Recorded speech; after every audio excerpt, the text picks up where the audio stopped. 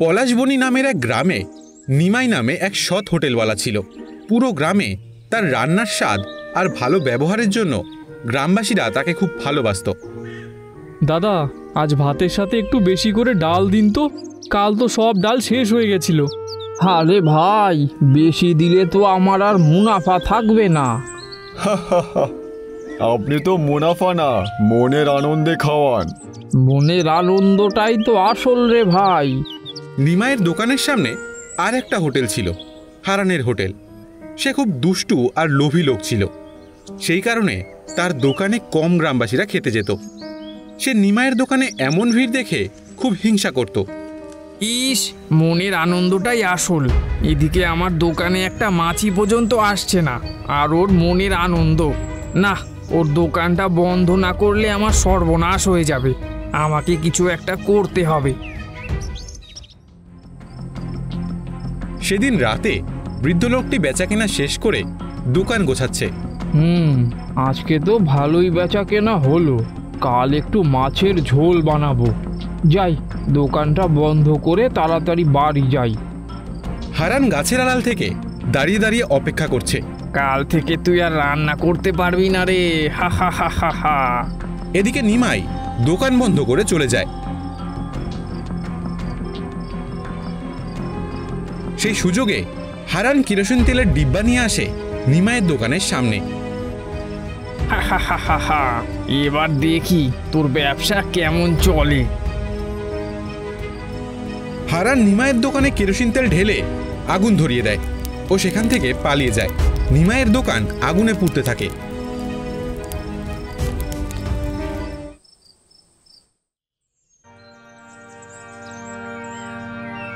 পরের দিন সকালবেলা, এ বাবা, সব তো ভস্ম হয়ে গেছে। হে ভগবান, আমার দোকান, আমার স্বপ্ন সব পুড়ে ছাই হয়ে গেল। আরে ধরো ধরো, ডাক্তারখানায় নিয়ে চলো। বৃদ্ধ লোকটি আর ফিরে এলেন না।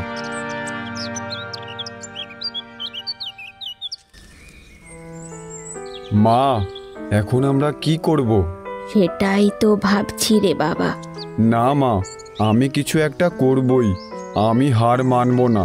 ঠিক আছে বাবা, কাল তাহলে আমি জমিদারের কাছে যাব, দেখি কিছু টাকা ধার করে আনতে পারি কিনা।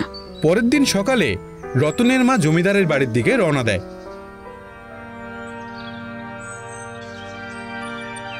জমিদার বাবু, জমিদার বাবু, আমার কিছু টাকা দরকার। টাকা দেব, কিন্তু একটা শর্ত আছে। 3 মাসের মধ্যে আমার সব টাকা যদি ফেরত না পাই, তাহলে তোমাদের সমস্ত জমি আমি কেড়ে নেব। ঠিক আছে বাবু, আপনার শর্ত আমি মেনে নিলাম। তোমার স্বামী ভালো মানুষ ছিলেন, আমি ওনাকে খুব শ্রদ্ধা করতাম, তাই বিনা সুদে টাকা দিচ্ছি। সেই সম্মানটা তোমরা রেখো। নিশ্চয়ই বাবু, আমি আপনার টাকা সময় মতো ফেরত দিয়ে দেব। এই বলে রতনের মা বাড়ি ফিরে আসে। বাবা রতন, এই টাকা দিয়ে তুই একটা ঠেলা গাড়ি কিনবি, আমি খাবার রান্না করে দেব, তুই সেই খাবার নিয়ে বিক্রি করবি। ঠিক আছে মা, তুমি দেখো, আমরা আবার উঠে দাঁড়াবো। তার পরের দিন সকালেই রতনের মা রান্না করে দেয়, আর রতন সেই খাবার ঠেলা গাড়িতে করে বিক্রি করে। রতন বাজারের এক জায়গায় তার ঠেলা গাড়ি নিয়ে দাঁড়ায়। আসুন আসুন, আর খেয়ে যান সুস্বাদু খাবার পেট ভর্তি করে, মাত্র 30 টাকা প্লেট। এই কথা শুনে হারানের দোকানে যারা খেতে আসে তারা বলে ওঠে, আরে, ওটা নিমাইদার ছেলে না? ও আবার দোকান দিয়েছে? বাহ, তাহলে চলো আজ ওখানেই খেয়ে দেখি। হ্যাঁ চলো, গিয়ে দেখি।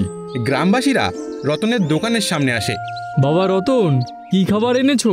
কাকু, আমি এনেছি সাদা ভাতের সাথে বেগুন ভাজা। বাহ, বেগুন ভাজাও আছে? দাও তাহলে আমাদের ডাল ভাত আর বেগুন ভাজা। হ্যাঁ কাকু, দিচ্ছি। রতন তাদেরকে খাবারের প্লেট দেয়। গ্রাহকেরা খাবার খেয়ে বলে, আরে বাহ, এই খাবারের স্বাদ তো তোমার বাবার বানানো খাবারের মতোই। সবই ওনার আশীর্বাদ কাকা।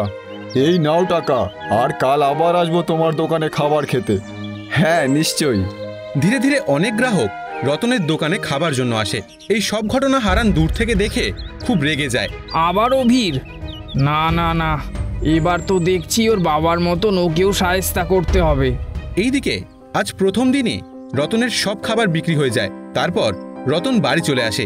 মা, মা, কোথায় তুমি? এই তো বাবা, কি হয়েছে? আজ প্রথম দিনই আমাদের সব খাবার বিক্রি হয়ে গেছে। ভগবান মুখ তুলে চেয়েছেন রে বাবা, মুখ তুলে চেয়েছেন। ঠিক আছে মা, এখন আমার বড্ড খিদে পেয়েছে, আমাকে কিছু খেতে দাও। আমি তাড়াতাড়ি খেয়ে ঘুমিয়ে পড়ি, কাল সকালে তো আবার খাবার নিয়ে বিক্রি করতে যেতে হবে।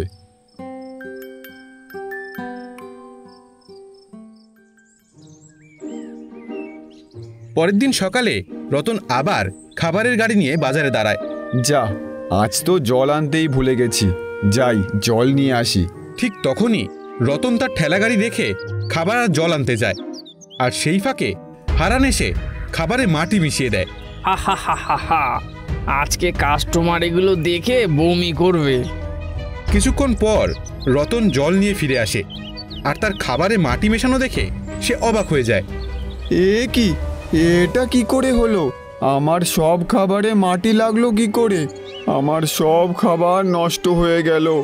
হায় ভগবান, এটা কি করে হলো? রতন মনের দুঃখে তার ঠেলাগাড়ি নিয়ে বাড়ি ফিরে আসে। কে করলো মা আমার সাথে এমন? আমি তো কারো ক্ষতি করিনি। দুঃখ করিস নে, কাল আমি আবার রান্না করব।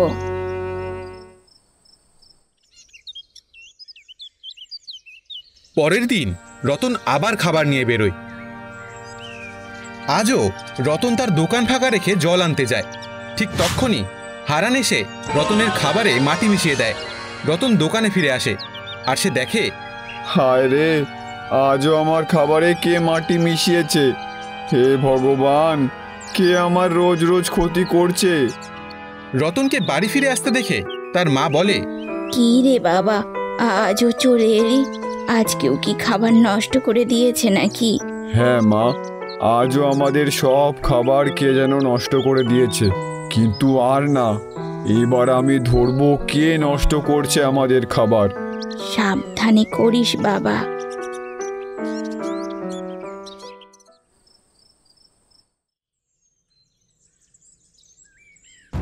রতন লুকিয়ে গাছের আড়াল থেকে দেখতে থাকে।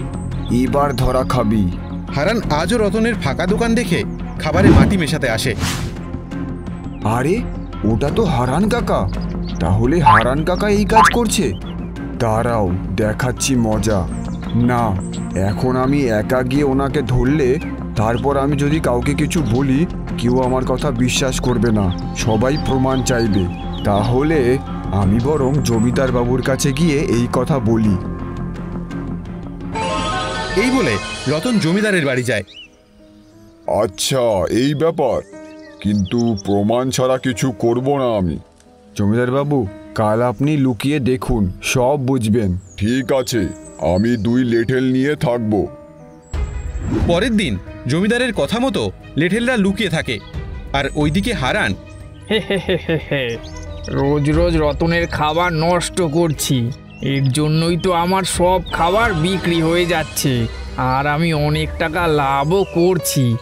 আজও রতনের খাবার আমি নষ্ট করে দেব। তারপর যখনই রতন জল আনতে যায়, হারান ওই ফাঁকে মাটি নিয়ে আসে রতনের খাবারে মেশানোর জন্য। ঠিক তখনই আড়াল থেকে লেঠেলরা বেরিয়ে আসে, আর হারানকে ধরে ফেলে। এই ধরেছি বেটাকে। আমাকে ছেড়ে দাও, আমাকে ছেড়ে দাও, আমি আর এমন করব না। আজ তোর খবর আছে। এইসব দেখে বাজারের কিছু লোক জড়ো হয়ে যায়। বল হারান, তুই রতনের খাবার নষ্ট কেন করেছিলি? আমাকে আপনি ক্ষমা করে দিন বাবু।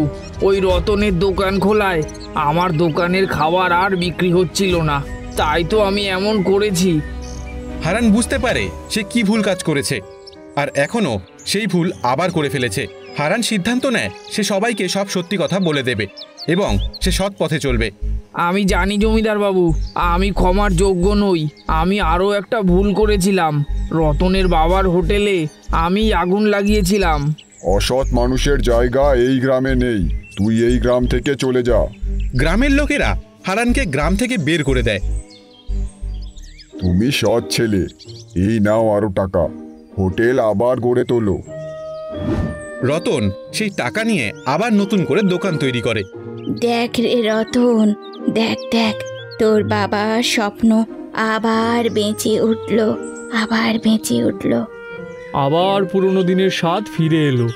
পরিশ্রম আর সততা থাকলে অন্যায়ের জয় হয় না। প্রিয় বন্ধুরা, এবার থেকে আমাদের প্রতিটি ভিডিওর শেষে থাকছে একটি করে প্রশ্ন। সঠিক উত্তরদাতাদের নাম আমরা আমাদের ভিডিওর শেষে তুলে ধরব।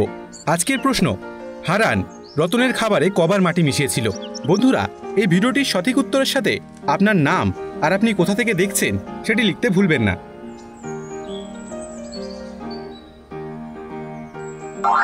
রোহান বাজারের এক কোনায় একটা ছোট্ট টেবিলে সাধারণ সিদ্ধ ভুট্টার পসা সাজিয়ে বসে আছে, কিন্তু কেউ কিনছে না। অন্যদিকে মগনলালের বড় এবং চাকচিক্যময় মোমোর দোকানে প্রচুর ভিড়, সবাই তার মোমো খাচ্ছে। সন্ধ্যায় রোহান মন খারাপ করে কয়েকটি মাত্র পয়সা নিয়ে বাড়ি ফিরে আসে। মা, আজকেও কিছুই বিক্রি হলো না।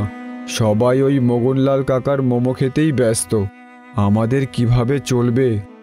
মন খারাপ করিস না বাবা, আমাদেরও তো নিজেদের একটা বিশেষ মোমোর রেসিপি আছে যা তোর ঠাকুমা শিখিয়েছিল। কাল তুই ওই মোমো বানিয়ে নিয়ে যা, দেখবি সবাই ঠিক পছন্দ করবে। আসল জাদু তো হাতের রান্নাতেই থাকে, ভালোবাসায় থাকে। ঠিক বলেছ মা, আমি কাল আমাদের বানানো মোমোই বিক্রি করব।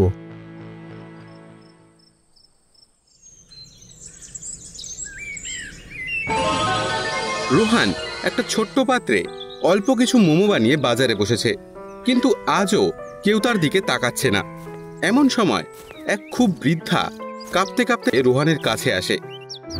বাবা, বড্ড খিদে পেয়েছে, দুদিন ধরে কিছু খাইনি, কিছু খেতে দিবি? আমার কাছে পয়সা নেই।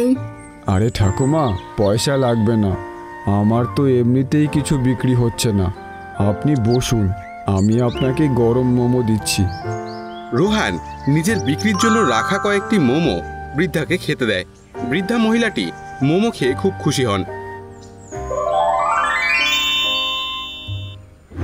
ভগবান তোর মঙ্গল করুক বাবা, তোর মনটা খুব পরিষ্কার। এই নে, আমি তোকে আমার এই ছোট্ট বাঁশের স্টিমারটা দিলাম। এটা কোনো সাধারণ স্টিমার নয়, এটা জাদুই স্টিমার। তুই যখন এতে মোমো বানাবি, তোর মোমো পৃথিবীর সবচেয়ে সুস্বাদু হবে। কিন্তু মনে রাখিস, এই স্টিমার শুধু সৎ এবং দয়ালু মানুষের জন্যই কাজ করে। কোনো লোভী মানুষ যদি এটা ব্যবহার করে, তবে তার সর্বনাশ হবে। বৃদ্ধ মহিলাটি ধোয়ার মতো মিলিয়ে যায়। রোহান অবাক হয়ে তাকিয়ে থাকে।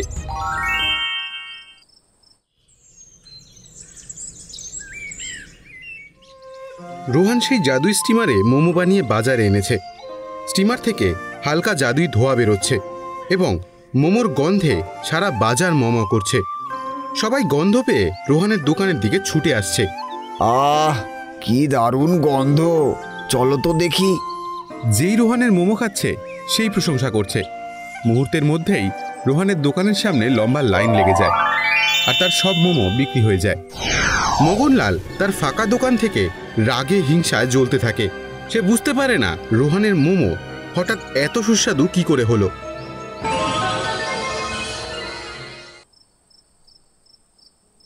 ওই 2 দিনের ছোড়া নতুন মোমোর দোকান খুলে আমার সব খদ্দের নিয়ে নিল, কিন্তু কিছুদিন আগে পর্যন্ত ওর দোকানে কোনো লোকই আসতো না।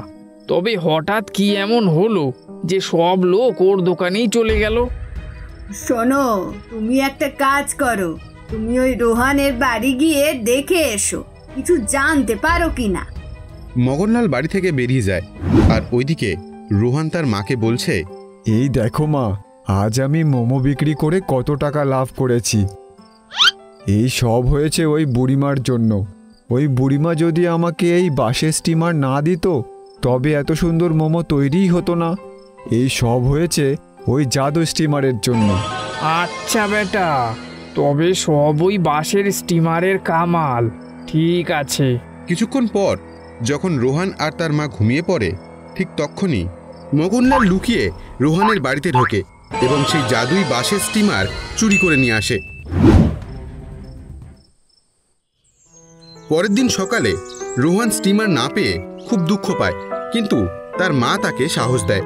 চিন্তা করিস না বাবা, আসল জাদু তোর হাতে, তুই আবার চেষ্টা কর। অন্যদিকে মগনলাল খুব আনন্দের সাথে চুরি করে স্টিমারে মোমো বানাচ্ছে, কিন্তু যেই সে ঢাকনা খোলে সে দেখে সব মোমো পুড়ে কালো হয়ে গেছে এবং পাথরের মতো শক্ত হয়ে গেছে, আর তা থেকে একটা পচা দুর্গন্ধ বেরোচ্ছে। ইস, ছি ছি ছি, এগো মগনলাল, তোমার দোকান থেকে এত পচা গন্ধ বের হচ্ছে কেন? মগনলাল রেগে গিয়ে স্টিমারটিকে মাটিতে আছাড় মারে। তার সাথে সাথেই স্টিমারে আগুন ধরে যায় এবং তার পুরো দোকানটাই জ্বলে পুড়ে ছাই হয়ে যায়। হায় ভগবান, এটা কি হলো? আমার সব শেষ হয়ে গেল।